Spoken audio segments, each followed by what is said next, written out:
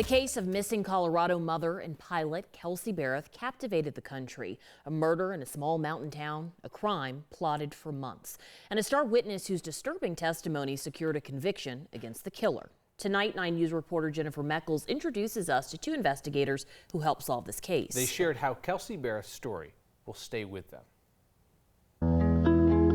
There is good in this world, and she was a great example of that. They never met Kelsey Berreth in person, but her story. She's going to be one that's going to stick with me for a long time. Her story sticks with the people who worked to solve her murder. It's hard to tell a parent, it's hard to tell a loved one that their, child, their daughter, their husband, their son, their, whatever has been murdered. But to tell them how this happened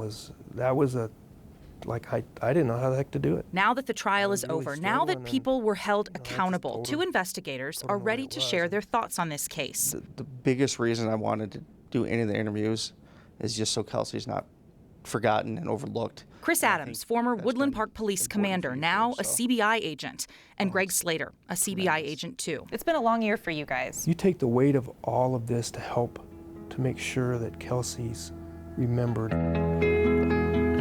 They believe Kelsey's story often got lost within the story of her killer, the father of her child, Patrick Frazee, who beat her to death with a baseball bat, and the woman who helped him clean up the crime scene and burn Kelsey's body, Crystal Lee, whose plea deal gave investigators critical information. I know you've seen some wild things in your career. I'm just curious what your initial reaction was when you got her full story.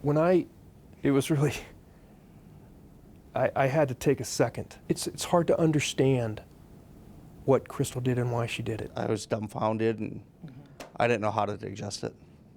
It took a couple days for it to really sink in, and the gravity of the situation. And she's an intelligent woman.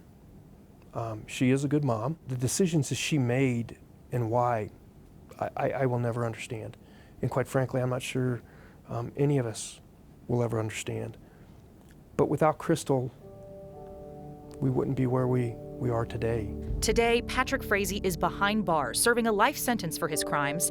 Crystal testified at his trial. With her plea deal, she got a 3-year sentence. It's a bittersweet victory because, unfortunately, Kelsey's not here. I think we have a pretty good picture of things, but I think there's things that are missing. What are those things?